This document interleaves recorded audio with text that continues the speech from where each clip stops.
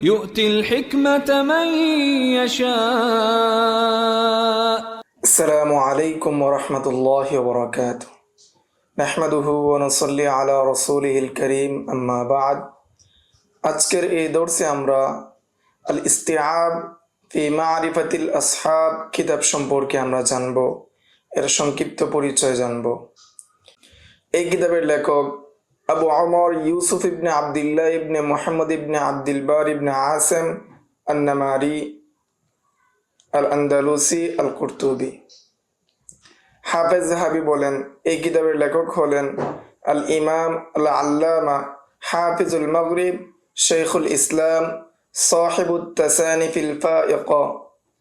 যে এই কিতাবের লেখক হলেন একজন ইমাম, আল্লামা এবং মরক্কোর হাফেজ এবং শেখুল ইসলাম এবং বিভিন্ন গ্রন্থের লেখক ইবনু আব্দুল বার। তিনি জন্মগ্রহণ করেন 368 হিজরিতে এবং মৃত্যুবরণ করেন 463 হিজরিতে। ইবনু আব্দুল বার এর কিতাব আল ইস্তিআব ফি মারিফাতিল আসহাব এই কিতাবের মানহাজ। এই কিতাবের মানহাজ বা পদ্ধতি জানার জন্য আমরা লেখকের যে মুকাদ্দামায় যে মানহাজের কথা উল্লেখ রয়েছে সেটাই আমরা উল্লেখ করব এবং এটার মাধ্যমে আমরা বুঝতে পারবো যে এই কিতাব লেখার পদ্ধতি কী ছিল এবং এই কিতাব থেকে আমরা কিভাবে ইস্তেফাদা করতে পারি এই বিষয় সম্পর্কে আমরা জানব। তিনি নিজেই এই কিতাবের মুকাদ্দামার মধ্যে উল্লেখ করেছেন, প্রথমেই তিনি যারা মারিফাতুস সাহাবা সম্পর্কে কিতাব লিখেছেন তাদেরকে উল্লেখ করেছেন এবং বলেছেন যে আমি তাদের কিতাবগুলো দেখেছি, তারা যেভাবে কিতাবগুলো লিখেছে সেগুলোকে আমি দেখেছি এবং আমি এই কিতাবের মধ্যে কি কি রয়েছে সেটাকে আমি তাআম্মুল করেছি এবং আমি দেখেছি তারা কত কি কিতাব লেখার ক্ষেত্রে দীর্ঘায়িত করেছেন এবং সনদ এবং নসবের যে বিষয়গুলো রয়েছে সেগুলোকে তাকরার করেছেন। যদিও এই সনদ এবং নসব উল্লেখ করার বিশেষ ফায়দা রয়েছে, তারপরেও যারা চায় শুধু সাহাবা একরামের পরিচয় নাম জানতে তাদের জন্য এই ধরনের কিতাব মুতাওয়াল হয়ে যায়, দীর্ঘ হয়ে যায় এবং তাদের ওই ধরনের কিতাব থেকে ইস্তেফাদা করা কষ্ট হয়ে যায়। এরই সাথে সাথে তারা ওই সমস্ত ঘটনাকে ছেড়ে দিয়েছেন যে সমস্ত ঘটনা সাহাবা একরামের মর্যাদার দিকে ইঙ্গিত করে, মর্যাদা বোঝায়, ওই সমস্ত ঘটনাকে তারা ছেড়ে দিয়েছেন, ওই সমস্ত ঘটনার দিকে তারা কোনো ইঙ্গিত করেনি। এবং আমি তাদের প্রত্যেকের কিতাবকে দেখেছি তারা কত এমন বিষয়ের দিকে মনোযোগ দিয়েছেন, এমন বিষয়গুলোকে উল্লেখ করেছেন যে বিষয়গুলো অন্যান্য মুসান্নিফরা গুরুত্ব দেননি, অন্যান্য মুসান্নিফরা সেই বিষয়গুলোকে উল্লেখ করেননি।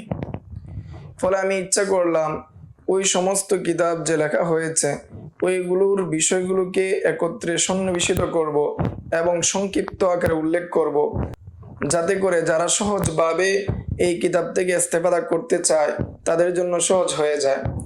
এবং আমি এই কিতাবের মধ্যে এমন সূক্ষ্ম নুকাত উল্লেখ করব বা এমন সূক্ষ্ম নুকাতের উপর নির্ভর করব যেগুলো হলো মূল উদ্দেশ্য বা সাহাবা একরাম সম্পর্কে জানার মূল বিষয়, সেগুলোকে আমি উল্লেখ করব এবং আমি সংক্ষিপ্তভাবে আমি ইঙ্গিত করব যাতে সেখান থেকে সাহাবা একরামের ফজিলত এবং তাদের সাবিকাতুল ইসলাম অথবা তাদের অবস্থান সংক্ষিপ্তভাবে বোঝা যায়, সেই বিষয়কে আমি উল্লেখ করব এবং তাদের যে মারাতিব রয়েছে, তাদের যে অবস্থান রয়েছে, মর্যাদা রয়েছে, সেটাকে আমি সূক্ষ্মভাবে উল্লেখ করব যাতে করে একজন পাঠকের জন্য সহজ হয়ে যায় এবং একজন জ্ঞানী ব্যক্তি সেটা থেকে উপকৃত হতে পারেন এবং একজন পাঠককে যেন যথেষ্ট করে দেয় দীর্ঘ যে কিতাব রয়েছে, বড় বড় যে কিতাব রয়েছে সেই কিতাব মোতলা থেকে।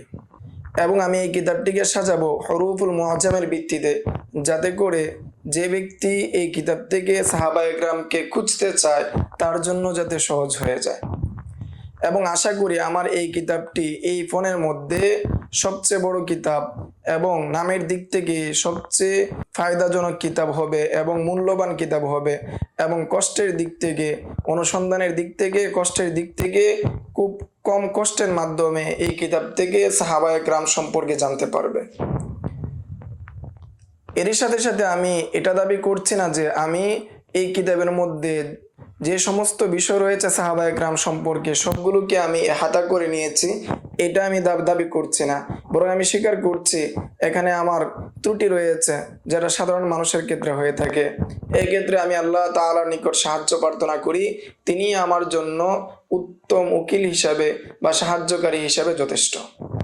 এরপর মুসান্নিফ রাহিমাহুল্লাহ বলেন, আমি এই কিতাবের মধ্যে শুধু তাদেরকে উল্লেখ করার মধ্যে সীমাবদ্ধ করিনি যাদের সহবত রাসূল সাল্লাল্লাহু আলাইহি ওয়াসাল্লাম থেকে প্রমাণিত হয়েছে এবং মুজালাসাত প্রমাণিত হয়েছে, শুধু তাদেরকে সীমাবদ্ধ করিনি, বরং আমি ওই সকল সাহাবায়ে কেরামকে উল্লেখ করেছি যারা নবী করিম সাল্লাল্লাহু আলাইহি ওয়াসাল্লামের সাথে সাক্ষাৎ করেছেন।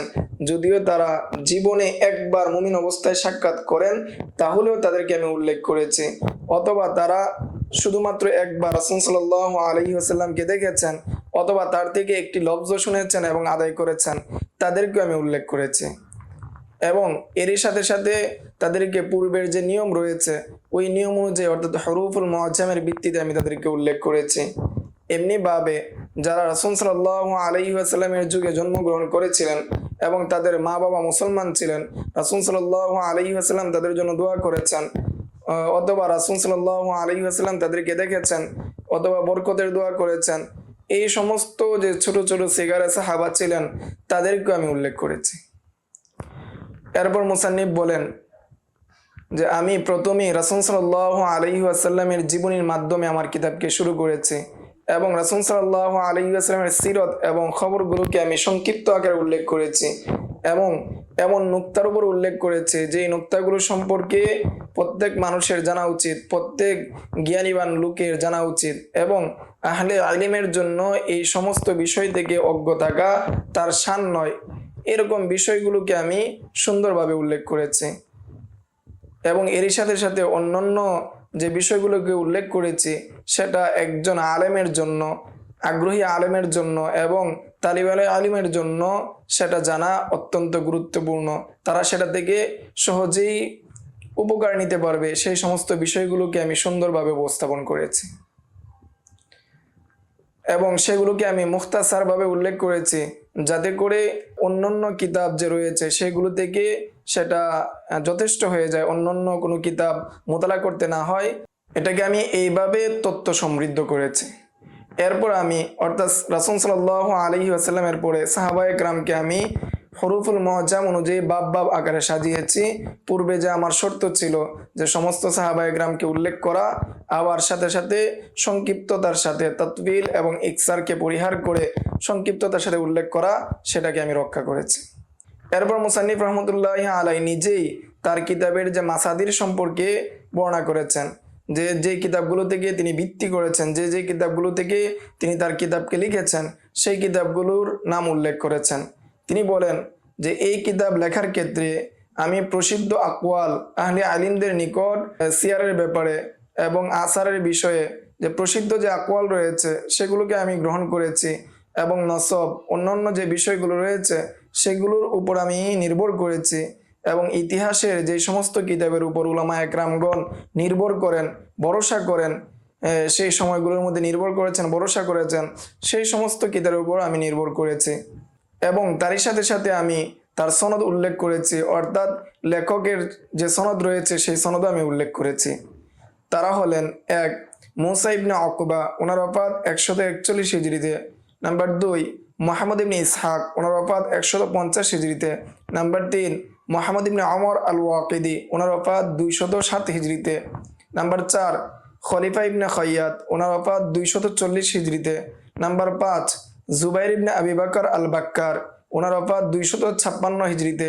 নাম্বার 6 মুসাব ইবনে আবদুল্লাহ আজ-জুবাইরি, ওনার ওফাত 236 হিজরিতে এবং আলী ইবনে মুহাম্মদ আল মাদাইনি, ওনার ওফাত 224 হিজরিতে অথবা 225 হিজরিতে এবং আবু মাআশার, ওনার ওফাত 170 হিজরিতে। তাদের বর্ণনাগুলো রেওয়ায়েত হয়েছে বা তাদের বর্ণনাগুলো এসেছে আত-তারিখ লি ইবনে আবি খাইসামা, অর্থাৎ ইবনে আবি খাইসামার কিতাব আত-তারিখের মধ্যে এসেছে। নাম্বার 7 আবু আবদুল্লাহ আল বুখারী, তিনি তার কিতাব তারিখুল কাবিরের মধ্যে যে সমস্ত বিষয়গুলো লিখেছেন সেগুলোর উপর আমি নির্ভর করেছি। নাম্বার 8, আবুল আব্বাস মুহাম্মদ ইবনে ইসহাক আস-সিরাজ, ওনার ওফাত 313 হিজরিতে। তিনি তার কিতাব আর তারিখের মধ্যে যে সমস্ত বিষয় নিয়ে এসেছেন সেগুলোর উপর নির্ভর করে আমার কিতাবকে লিখেছি। নাম্বার 9, ইবনে জারির তবারি, ওনার ওফাত 310 হিজরিতে। তার কিতাবের নাম জাইলুল মাজিল। নাম্বার 10, আবুল বাশার দুলাবি, ওনার ওফাত 320 হিজরিতে। তিনি তার কিতাব আল মাউলিদ ওয়াল ওয়াফাতের মধ্যে যে সমস্ত বিষয় নিয়ে এসেছেন সেগুলোর উপর আমি নির্ভর করেছি। নাম্বার 11, আবু আলী সাঈদ ইবনে ওসমান ইবনে সাকান, ওনার ওফাত 353 হিজরিতে। তিনি তার কিতাব আল হুরুফ ফিস সাহাবা, এই কিতাবের মধ্যে যে সমস্ত বিষয়কে নিয়ে এসেছেন ওই কিতাবের উপর আমি নির্ভর করেছি। নাম্বার 12, আবু মোহাম্মদ আবদুল্লাহ ইবনে মোহাম্মদ আল জারুদ, ওনার ওফাত 307 হিজরিতে। তিনি তার কিতাব আল আহাদের মধ্যে যে বিষয়গুলো নিয়ে এসেছেন সেগুলোর উপর আমি নির্ভর করেছি। নাম্বার 13, আবু জাফর মোহাম্মদ ইবনে আমর আল্লাহ উকাইলি, ওনার ওফাত 322 হিজরিতে। তার কিতাব আস-সাহাবা। এরপর তিনি বলেন যে আমি ইবনে আবি হাতেম আর রাজির কিতাবকে আমি মোতালা করেছি। কিতাবুল আরজাক ইসহাক ইবনে ইউসুফের কিতাবকে আমি মোতালা করেছি, যে তার ওফাত হলো 195 হিজরিতে। এবং দুলাবি এবং বাগাবির ওফাত 317 হিজরিতে। তাদের যে সাহাবা কিতাব রয়েছে সেটাকে আমি মোতালা করেছি। এবং এই কিতাবগুলোর মধ্যে যে সমস্ত রেওয়ায়েত রয়েছে এবং ফাওয়ায়েদ রয়েছে সেগুলোকে আমি উল্লেখ করেছি, যা আকলবান পাঠকের নিকট অস্পষ্ট নয়, এবং সমস্ত প্রশংসা আল্লাহ তাআলার জন্য। এই ছিল আল ইস্তিআব ফি মারিফাতিস সাহাবা কিতাব সম্পর্কে সংক্ষিপ্ত পরিচয়। আসসালামু আলাইকুম ওয়া রাহমাতুল্লাহ। ومن يؤت الحكمة فقد أوتي خيرا كثيرا وما يذكر إلا أولو